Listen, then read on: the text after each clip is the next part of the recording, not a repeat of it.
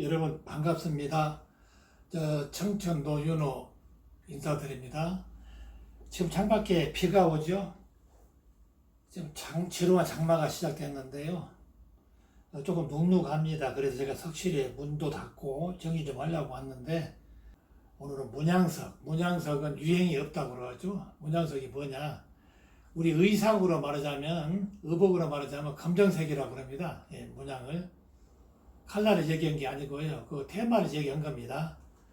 그만큼 검정 것은 뭐든지 어울리기 때문에 문양은 누구나 좋아하기 때문에, 예, 초심자, 고수 이거 따지지 않습니다.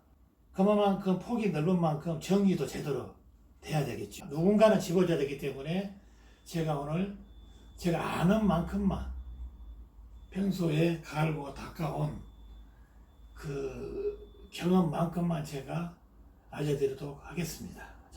저는 이제 석기를 씁니다. 쉽게 풀어서 일기죠.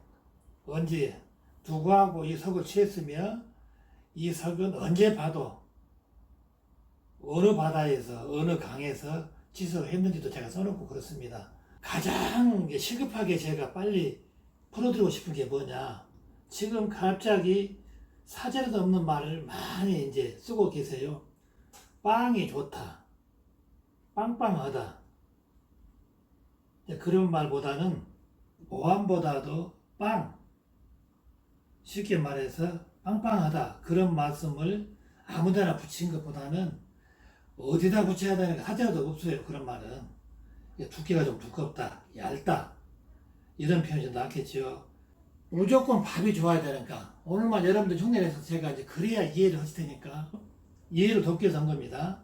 자, 그럼 문양석이라고 제가 주제를 잡았습니다. 문양. 이게 지금 그냥 수석이라고 치세요. 이해를 돕기 위해서 얘기했습니다. 수석. 자, 가장 이상적이고 감상하기 편안하고 심적으로 안정을 주는 게 뭐냐? 부채살을 펴놓은 그 형상이라고 합니다.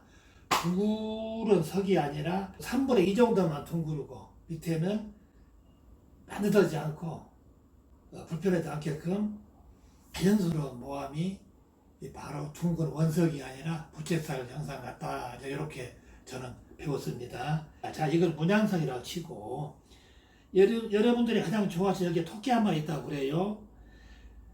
화면상으로 우측에 토끼 머리라고 그러고 꼬리가 이쪽에 있는데, 이게 제가 말씀드렸던 것은 얇아도 상관이 없다, 뭐 깨진 곳이 없으면 그 취지입니다. 이렇게 문양이 벽에서 토끼가 여기까지. 근데 만약에 빵빵하다, 여러분들 자꾸 그걸 원하시는데 빵빵한 것도 필요한 거 있어요. 내가 이제 장르를 잡아서 말씀드릴게요. 왜 안 되냐 그러면, 이렇게 밥이 많이 붙으면 이렇게 석이 휘어집니다. 이렇게 휘어질 수밖에 없어요, 자연적으로. 그러면 토끼 이쁜 입, 몸통도 두껍게 보일 것이고 꼬리도 감춰져 버릴 것이고, 이 멀쩡한 그림이 두꺼운 것에 비하면 이렇게 됩니다. 또 경이 이렇게 있어요.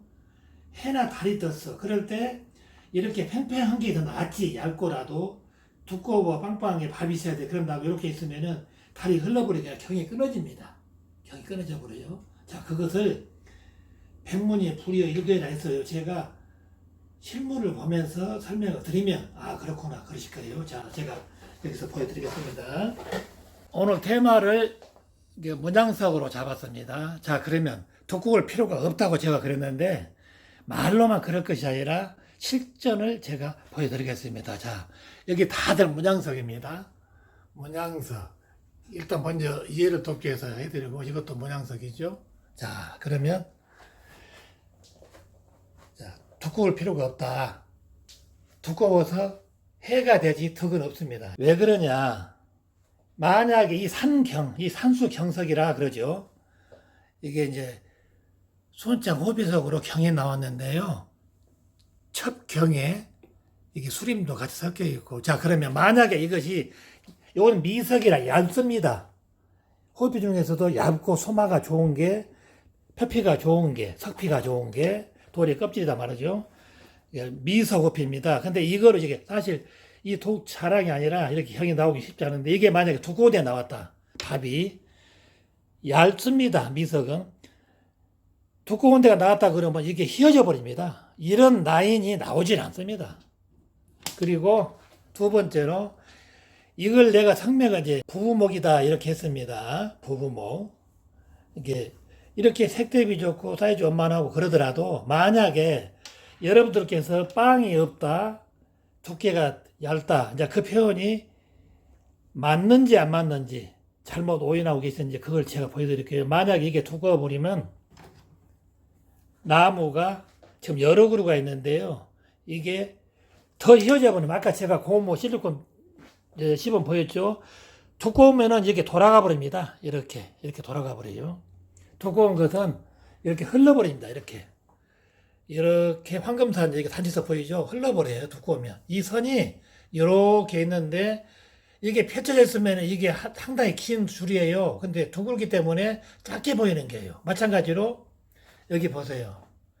이게 지금 취소된 지 오래된 석인데 전도의 이제 일출경인데 이게 그리 크지 않은 소품에 불과한데도 이렇게 다 있어. 구름도 있고 숲도 있고 경도 있고 그 이유가 왜 그렇습니까? 두껍지 않고 군더더기 헛살에 있지 않고 얇은 데가 문약이 들었기 때문에 좁은 면에도 화선지라고 생각하면 됩니다. 좁은 면에도 다 들어있다 그 말이에요. 뭐 가치로 보면 이 원석이 훨씬 비쌉니다. 이거 5개, 6개 값 되는데요. 이 소품하고 이건 대작이죠. 해석으로서 대작입니다. 자, 어떤 게 안정적이고 탄화하고 아름답습니까? 이건 어딘가 보면 불완전합니다. 여러분들이 추구하시는 빵빵하고 밥이 너무 두껍기 때문에 그래요. 너무 필요 이상의 두껍고 군더더기다 그래. 순수한 우리말로 군더더기. 이것도 별로 크지 않은 남한강의 문양석입니다. 그러면 이렇게 이제 모자상인데 엄마와 자식인데 아들이든 딸이든 그러면 이게 이제 별로 크지 않은데 다 보여요. 편안하고 여백도 충분하고 만약에 이게 밥이 붙었다. 쓸데없는 군더더기 살이 붙었다 그러면 이렇게 편안할까요? 돌아버립니다. 아이가 떨어질 염려스럽게 보이고 엄마하고 아이 이렇게 다정스러운 모습이 나올 리가 없지요. 자, 그렇게 이해하시면 되고 아무 석이나 둥그르고 빵빵해서 좋을 것은 없다. 그걸 지금 제가 공부해드리고 있는 거예요. 이게 지금 관통이 이 돌 너무 크다고 좋은 것은 아닙니다. 적은 돌에 많이 뚫렸는데요. 이거 자연 관통이니까 어쩔 수 없죠. 그러면 이게 이렇게 그렇게 아름답게 보이지 않는 이유를 여러분들 짐작이 가십니까? 둥글기 때문에 그래요. 헛살이 많이 있어서 그래요. 자, 뒤에도 둥글고 앞에 둥글입니다. 무조건 둥글 필요가 없다. 무조건 빵빵할 필요가 없다. 그러면 어떤 석에 빵빵하고 둥글어야 되냐? 얇아서는 안 되냐? 자, 지금 들어갑니다. 이런 것을 자, 제가 정리해 드리겠습니다. 토탈 기석이라고 그래, 기석. 무슨 기자 쓰냐? 그릇 기자를 써서 기석이라고 그럽니다. 기석에도 이제 총칭이 또 강론으로 들어가면은 단지도 있고, 분청사기도 있고, 항아리도 있고 그렇습니다. 이거는 이제 항아리로 들었는데요. 이렇게 항아리는 무조건 두꺼워야 됩니다. 이렇게 단지는 얇아도 이렇게 커브라치가 됩니다. 얇아도. 그 대신 이 뚜껑만 잘 닫혀 있으면은 단지로 보면 손색이 없습니다. 얇아도. 이건 단지석 부르고 이건 항아리석이라 보면 됩니다. 단지석은 밥이 없어도 우리가 봐줄만 합니다. 너무 두꺼울 필요 없다고 말씀드렸어요. 자, 이거는 단지가 이제 항아리이기 때문에 얇으면 이거는 흉물스럽습니다. 이런 것을 봤을 때 밥이 좀 있으면 좋겠다. 그렇고, 자, 그 옆에, 이거 이제 바다에서 나오는 이제 색채석인데요. 여러분, 아시다시피 저는 좀 독특한 거, 남이 가지 않은 길을 제가 가고 있잖아요. 같은 수석이라도. 바다에서도 이렇게 나옵니다. 색채석, 황금석, 홍석, 이렇게 나와요. 청석도 나오고. 근데, 이런 것은 얇으면 볼 수가 없습니다. 고급스럽지가 않다. 그 말씀이죠. 밥이 바로 이런 그러면 다시 하나 이해를 돕기 위해서 보세요. 여기 지금 비슷한 장르가 있는데요.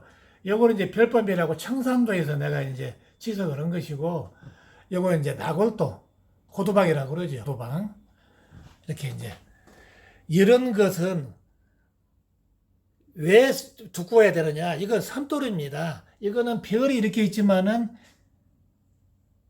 선에 불과하죠. 그냥 뭐 사람이나 나무나 꽃이나 동물이나 들어있으면은 여러분도 얼른 분양이라고 하실 텐데 애매하잖아요. 그럴 때는 통상 이게 선돌이라고 칩니다. 그럼 선돌은 반드시 두께가 있어야지. 바로 이런 돌을 보고 너무 얇다, 답이 좀 있었으면 좋을 텐데 그때 쓰시는 겁니다. 이런 문양석에 이거 쓰면 안 어울려요. 준선이 아니고 고울선을 씁니다. 고울선. 우리가 그림 읽거나 제도를 그릴 때는 준선이고요. 도자기나 수석이나 사물을 놓고 이거 얘기할 때는 고울선. 예, 격상을 시키기 때문에. 수석은 모름지기 제가 몇 번 말씀드렸잖아요. 고양이보다는 호랑이, 노루보다는 사슴 이렇게 이제 격상을 시켜서 우리가 업을 시키는 것이죠. 호랑이 그림이 있는데 이건 호랑이보다도 그걸 깎아내리기 위해서 뭐 쥐 같은데 그러서면 안 됩니다. 큰 결례예요, 그런 것은. 자, 그러면 어떤 수석에 두께가 있어야 되냐 정리가 되셨는지요. 자, 이렇게 황금산의 이런 소단지 같은 것은 반드시 두께가 있으면 좋겠죠. 쓸데없는 두께, 빵빵하다, 밥이 적다 그런 말씀 하지 마시라고 제가 정리를 해드린 거예요. 이 작품을 한번 보세요. 이 바닷돌로서는 사이즈가 괜찮습니다. 근데 미련스럽게 보이잖아요. 설림막이 나와야 되는데 아름답지가 않게 보여요. 화면은 통하지 않고 육안으로 직접 이렇게 보면은 모함도 좋고 참 좋습니다. 그런데 제가 좋아서 놓고 보고 있지만 이거 점수를 엄격히 매기자면은 이거는 큰 점수 안 줍니다. 왜? 감상미가 많이 떨어집니다. 왜? 두껍기 때문에. 너무 두꺼워요. 필요 이상으로.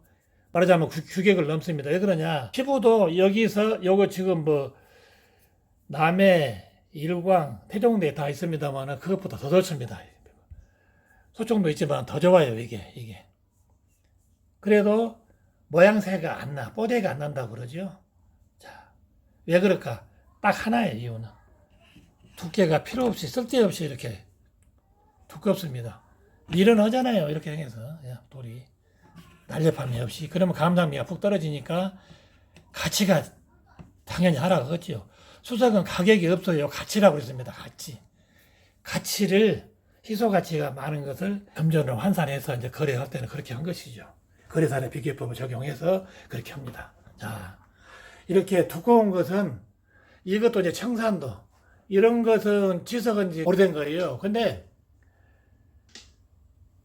만약에 이게 밥이 더 있다 이거보다 이 적은 이 석 안에 월도 떴지요, 경도 있지요, 밑에 요 자갈들도 보이죠. 실경이 가깝습니다. 그래도 두께가 적당하기 때문에 이렇게 버린 거예요. 저봐도 만약에 이 석처럼 두께가 미련스럽게 살이 많이 쪄버리면 작품성이 격하된다. 그냥 그 점을 말씀드렸고요. 자, 그럼 일례로 여러분 선유도들이 왜 그렇게 강질도 아니면서 선호들 하고 이렇게 아름답게 보이는 줄 아십니까?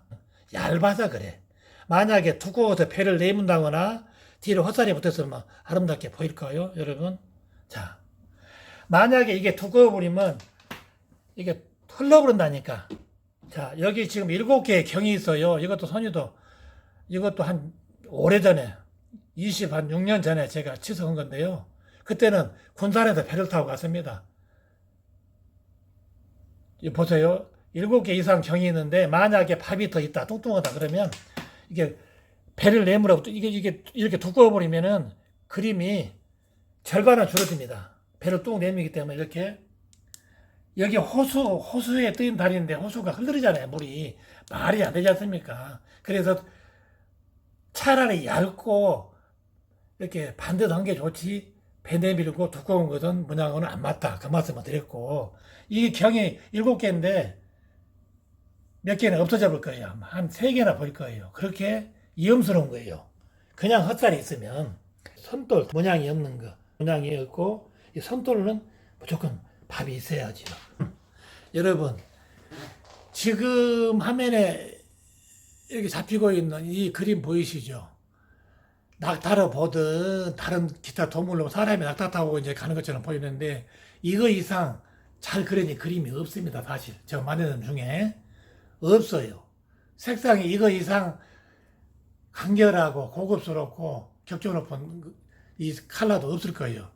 그럼에도 왜 불안스럽게 이렇게 느껴지냐. 모양이 너무 정형화된 것은 좀 그래요. 사실감이 너무 좋은 것은 수석이 아니다라고 막 그런 사람들 있잖아요. 저도 동의를 합니다. 일정 부분. 이렇게 마치 추상으로 먹으로 착착 쳐서 삐침으로 들은 것처럼 해야 실증이 안 나고 격이 느껴진다. 자연에 가깝다 그러잖아요. 그럼에도 불구하고 왜 많은 사람들이 점수를 만점을 안 줄까요? 바로 여러분들이 쓸데없는 욕심 부르는 이 밥이 있어서 그래. 밥이. 긴 말에 뭐 하겠습니까? 여기 보세요. 제가 이거를 개인적으로 상당히 높은 위치에 놓고 보고 오며 가며 보고 있습니다. 이거 저는 이제 성명을 자기가 짓는 거예요. 가장 편안한 미소라고 제가 하고 있어요. 아름다운 미소가 아니라. 근데 만약에 이 석이 이것보다 2배, 3배로 빵빵하다고 그래, 밥이. 이 작품처럼 살이 쪘다고 그러면 이게 편안한 미소가 될까요? 이게 눈도 올라가 버리고 눈썹도 터무니없이 커질 것이고 이렇게 벌어지니까요. 뒤로 제껴지니까 뚱뚱하면 밥이 두꺼울 필요가 없다. 단 문양은 두께를 보지 않는다.